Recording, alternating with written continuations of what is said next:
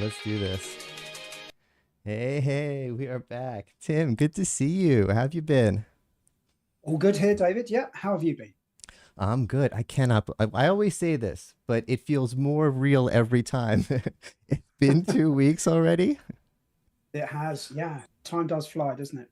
Unbelievable. Well, once again, we are using this new multi-streaming tool. In fact, me making the funny face up there is a tutorial on how to use it.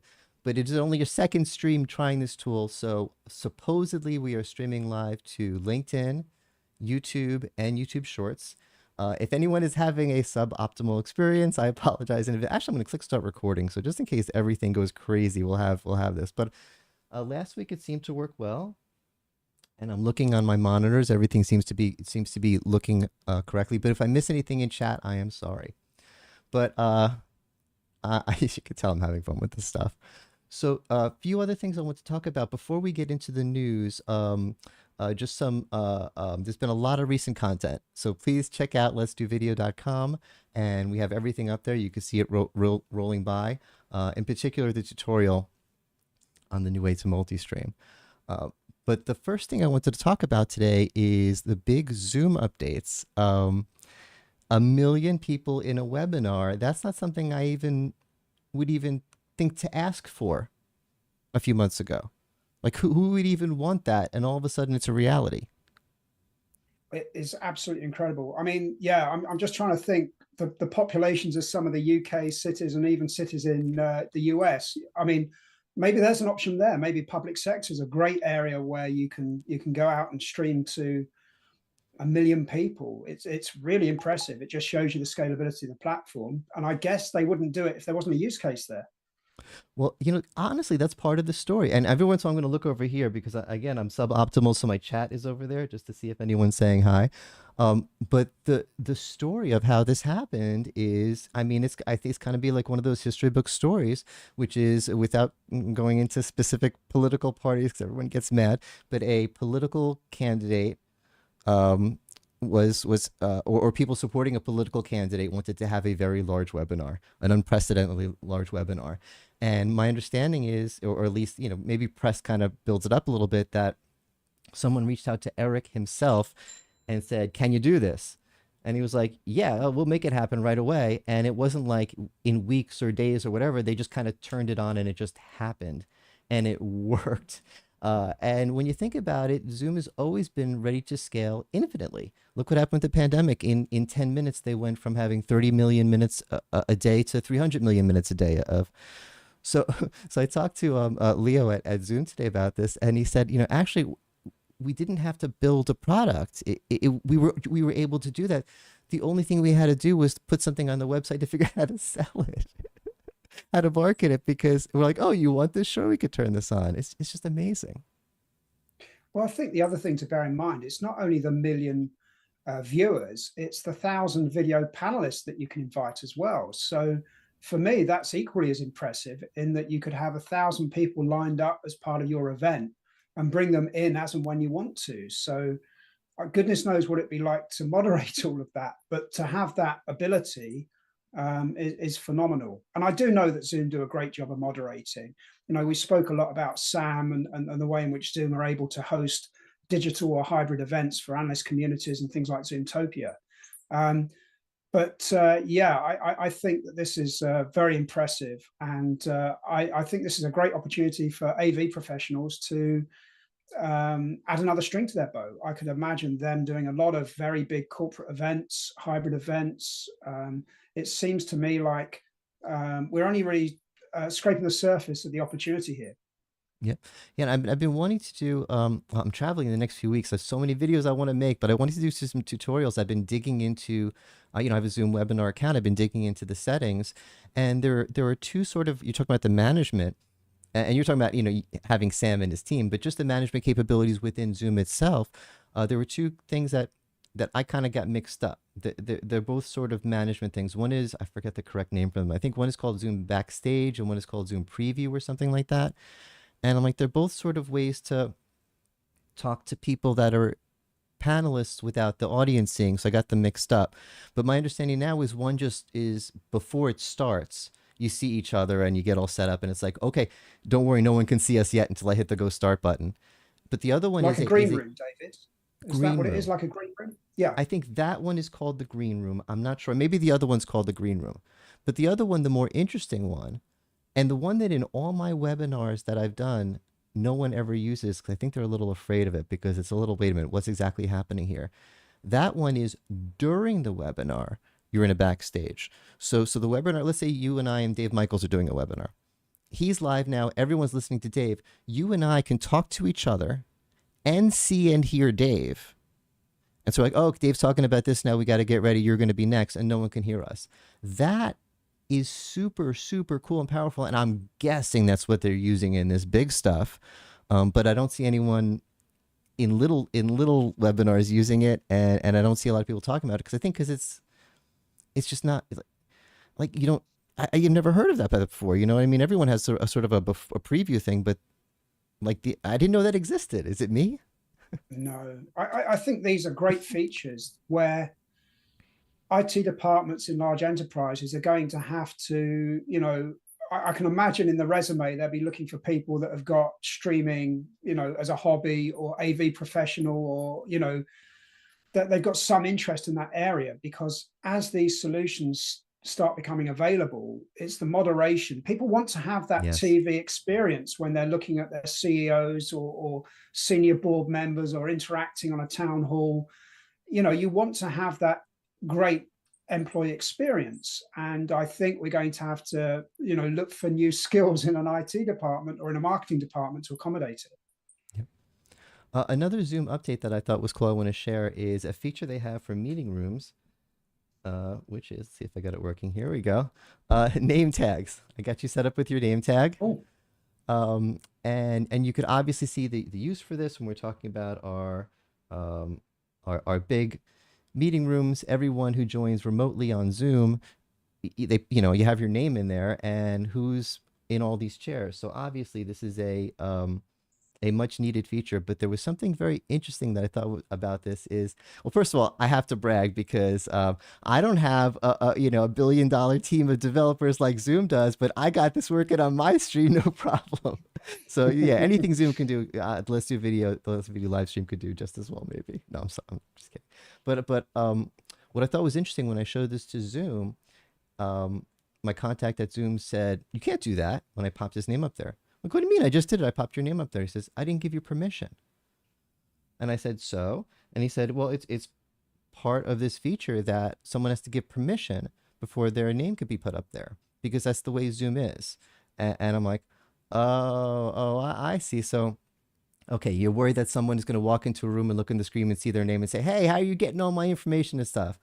And he's like, we respect that. It's really part of Zoom. To the point that maybe this is a rumor. My understanding is when this feature was first shown to Eric himself, the first thing he said was with permission, right? So they have a history of being attacked in the press for anything having to do with privacy. So I think it's really become part of their culture. So there's just two stories absolutely. here. There's the feature and there's the privacy thing. Yeah, I think it's phenomenal to see these capabilities rolling out so quickly. I guess the issue from an analyst perspective is the marketing. How are we going to, if I was Zoom, how are we going to get this message out? I really think that they could do a really great job in terms of a bit more show and tell, a few more videos of this is what you can do, or hey, we're Zoom. You remember us from the days of the pandemic, but did you know we do this, and this, and this? It, Um, it's more of a marketing branding exercise, I think, to sort of show the depth of the portfolio now. it's the challenge is beyond now. In this stream, I don't have time to talk about the things that I want to talk about Zoom. I have been living in Zoom Docs, and I have a lot to say about it, especially about the AI companion part of it. It's you can't talk about Zoom Docs without, at least the way I'm using it. And I'm worried that people might be using it wrong. I want to make some videos to show the world. This is how I'm using it. It's working for me because this is very new. But we don't have time today. But yeah, I've been living in Zoom Docs and also in Copilot for Windows and ChatGPT. I can't live without the stuff anymore. But I would think you'd need a marketing team of millions just to talk about Zoom Docs alone. So yeah, they definitely have a lot going on. Um, Yeah. that Yeah. leads into our next. I'm sorry. Go ahead. So I was just going to say, one thing I do like about the approach that Zoom have got, which is very different from Microsoft, is that Microsoft see that Teams is a hub where people go to do work. I see Zoom's portfolio as a way of allowing me to decide what my workflow is going to be and use the tool that's right for me, rather than being forced into a hub, another app that's going to be front and center stage of my PC. So I think there's two fundamental differences in approach there. So yeah, I'm looking forward to exploring more around Zoom Docs and hearing more at Zoomtopia. Yeah. Oh, I want to go into the next topic, but you just brought up something that I didn't consider and is so interesting. They are going in opposite directions because um, Microsoft just announced that they're going to merge your work and your personal Teams accounts. So they're blending. They're saying, oh, it's just work in person is all the same, and Zoom is changing its not its slogan or marketing or whatever. And I might not have this exactly right, but something instead of like be happy to work happy. So Zoom is this is a work app, work happy, and Teams is this is your everything, everything. So they're going in opposite directions on that. I don't know if that means anything, but it's interesting. Yeah, the other thing that is happening with Teams is I looked at the feature roadmap, and they're creating almost like a personal portal where you can go to see all of your notifications across the hundreds of different channels you've got. So the old phrase, if you can't fix it, feature it. It feels Mhm. like there's going to be a feature that is the Uber portal for you to see where you've been app mentioned across the multiple different sorts of channels you've got. So it's going to be interesting, and I can see these two different approaches splitting off. And I know which one I prefer from a user experience perspective, but it's very difficult Mhm. to persuade the IT department to do anything differently about it. Yeah, we are. We are. It's not grassroots anymore. For a while, we had that. It was we're using Slack. Okay, if you want to use Slack, use Slack. But I think the IT departments have taken over again. All the tools are usable now, though. But Indeed. what you're saying about marketing leads into our next topic. Is there's a video up in the rotation I did with Dave Michaels, talking about the state of he hates the word hybrid, digital events. But what you think of as hybrid events, where you get a good experience whether you go or not, whatever you want to call it. And it was really funny because I was super negative and he was mildly positive, which anyone who knows us, even he kept couldn't get over it. He's like, he's like, David, you're being so negative. Um, but I'm not to spend too much time on it because the video's there. But we've talked about this before. I'm frustrated because the tools are so good. If it was like this problem can't be solved, David, live with it. I've learned to live with a lot of problems in my life like that. But I've experienced some amazing, wonderful digital events enough to show me that this can be done. And it just seems like to me, everyone's like, okay, that's nice. We're going back to doing it the old bad way. And Dave Michael's like, no, no, no, David, it's happening. Relax. It's just taking longer than you think it is. So it was but we went deep. It was a good discussion. Um, should we go on? Let's go on to the next topic. I feel kind of bad because again, me being so negative, I saw an article about improving the quality of your Google Meet video meetings. And it was a very good article by very well written, like 5 or 6 tips and tips that in general would work to improve your experience on any video platform. Really good stuff. But I was thinking as a writer, when I write an article, although I mostly do videos now, I'm looking for a title that I think will get clicks. And I don't think if I wrote an article saying how to improve the video quality of your Zoom meeting or WebEx meeting or Teams meeting, it would get a lot of clicks because I don't think that's what people's problems are with those products. So the fact that someone thought, and I don't blame them for thinking that an article titled "Fix Your Problems with Google Quality" will get clicks. But the thing is, I've been hearing that it's been getting better, and it's unfair, and it's just a perception thing. So what do you think? I think that a marketing department somewhere has decided we need content and we're going to look at search engine optimization. And the best thing we need to do is 5 tips to, or 3 tips or 3 things you didn't know about, because that's the best way to game the SEO engine. So you're right at the top of Google search. if you're having to write tips on how to get the best out of your solution, I would suggest that your solution isn't optimized right from the get-go. It's like saying three tips to improve your driving experience, or 5 tips. I don't know. I would hope that I could get into a car and I'd have a good ride without me having to sort of change settings on a car. I it should be out of the box. It should be a great experience. I would hope that people would know, you know, make sure you're framed nicely in video, or make sure you've got adequate lighting, or make sure you've got a certified device, or a good audio device. I'm hoping it didn't go into that level of detail, because that's pretty much a given. But I'm with you. I don't feel that, if you're having to explain how to get the best out of something, then I would suggest that it hasn't been designed for the best user experience in the first place. Yeah, it's if I saw an article saying top 10 tips for having a comfortable drive in your Honda, and I don't see any articles about top 10 tips for a comfortable drive in your Toyota, I'm thinking the Toyota's probably just a comfortable ride. Doesn't need the Absolutely. tips. Yeah. So I feel like I'm being mean to Google, but it's out there. But I have to say, I do use Google Meet because the way the world is now, you don't just, it's not like I have Sprint on my phone, call me on Sprint. I have every app and it's whoever I meet with. And for some reason, my mom is now on Google Meet. So that's what I call her on. And it has been, at least on the phone. I don't do a lot of it on the desktop. The experience has been fine.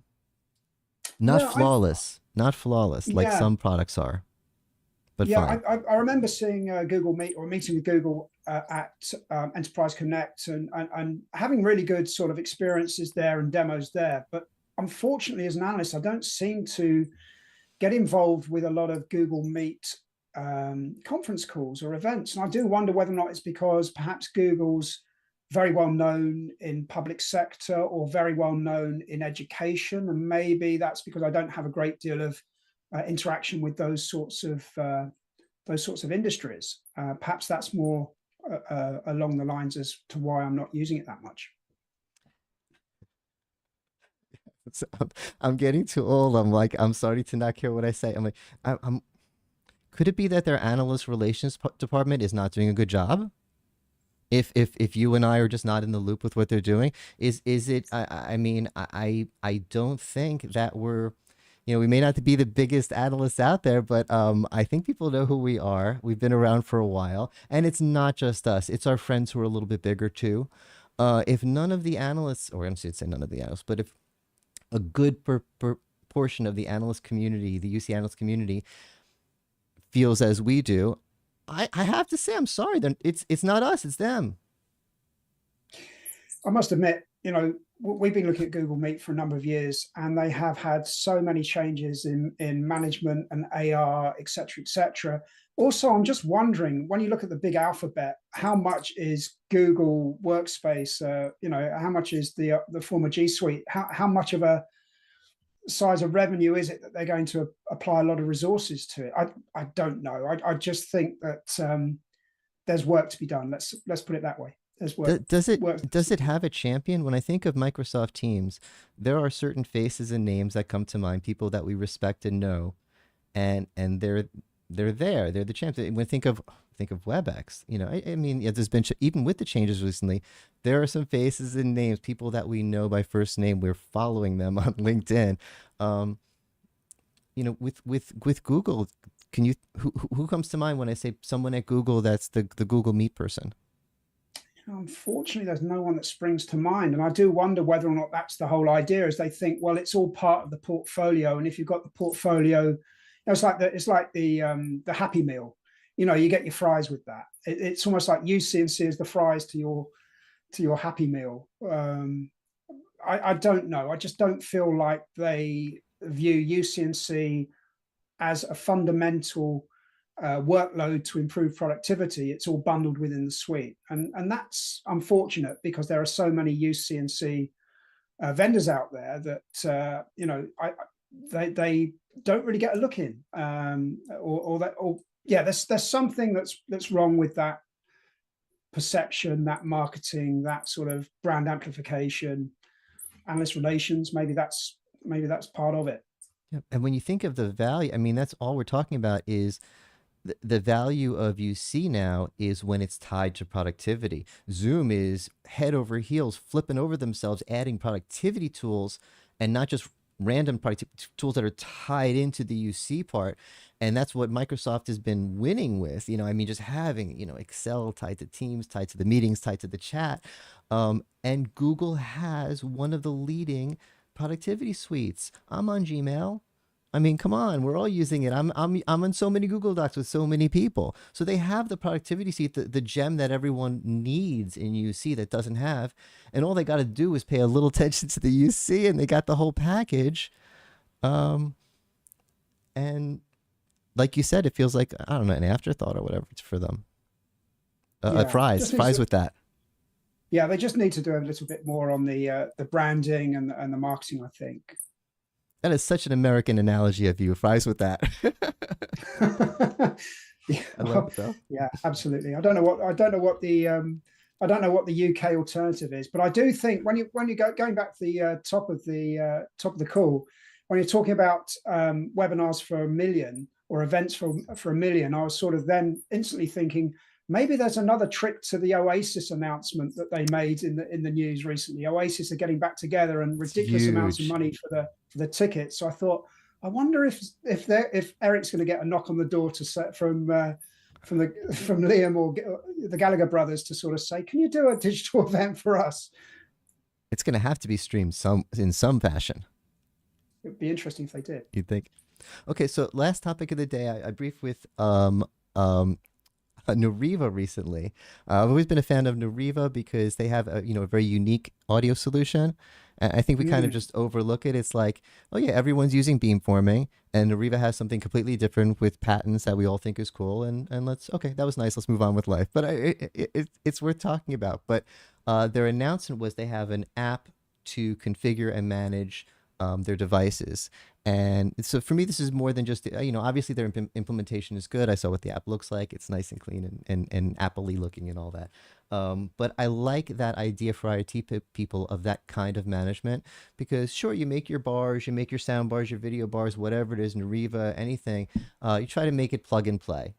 But there's some configuration, right? And sometimes the configuration is good stuff, like the ability to set up zones. What do you call them? Quiet zones, so that those doesn't pick up the muted zones, or just turning on the tracking or using different kinds of tracking. It's stuff you want, but to access it, you gotta plug in a laptop. I mean, now we're getting into pain in the butt kind of stuff.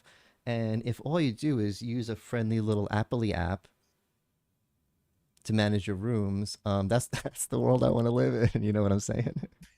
Yeah, I think we mentioned that before, didn't we, David? Some of the high end, well, not even high end, some of the AV systems you got at home that will fire pink noise around your lounge to configure the speakers. I mean, that's what we want. We want to have those sorts of capabilities. I know that Nueva, with their Mist, their virtual microphones that are almost like, if you can imagine those sort of, if you can imagine curtains in your room, and each one of them has a virtual microphone attached to it.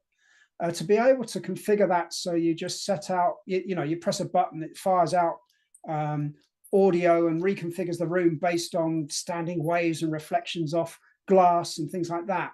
Absolutely phenomenal. I think that's those are the things that we need, definitely. Yeah, audio is. I always say, there's a reason it's not let's do audio, it's let's do video. Audio is hard. Video, I turn on the camera and I see how it looks. And if it's too dark, I turn on more lights. It's not that hard. But audio, it's what's wrong now. Why does it sound bad? What sounds bad about it? And the acoustics of the room, you can't just look at the room and say, oh yeah, I can tell how to configure the microphones. You need AI technology. And it used to be just there were these DSP box devices, crazy things. And now, yeah, they have these kind of things where you push a, I think like you walk out of the room and you push a button and lights flash for a minute and it does it. Yeah. Very cool stuff. I remember once early on in my career, someone was complaining that the audio was really, really bad in a room. And, these architects, they design meeting rooms. They look beautiful, glass everywhere, chrome, lots and lots of reflections in there. And this person was sort of saying, well, how much is it going to cost me to equip this with really good audio? And I said, well, can't you just put a pair of curtains on and put a pair of curtains at the back of the room so it doesn't reflect off the glass. They did it. It didn't cost a great deal of money, but it's those sorts of those sorts of things. You can't live with bad audio. It's the lowest common denominator in terms of a meeting. So it's really great to see manufacturers thinking about these things, making it easy to set up. That's exactly what we want. Great. All right. Anything else we need to cover today? This is a fun one. No, I think that's it. Yeah, I got my plug in for Oasis. I don't know why I mentioned Oasis, but I was just thinking of great, huge events and meetings. But Oh, that was the one that sprang to mind. I have to. I'm still on Twitter, but it's not what it used to be. But I have the Let's Do Video Twitter, which really isn't doing much for me anymore. I feel like the industry left there. But I also have a guitar Twitter, and a lot of my music friends are still there, and that feed was lighting up when the Oasis, all the music community is so thrilled about the Oasis thing happening. So it's a good thing to end the week. Oh, and for our viewers, we will not be back here in 2 weeks. We'll both be traveling, but we'll see you in 4 weeks. All right. Thanks everyone for watching, and Tim, this is always great, and take care, everyone. Thanks, David.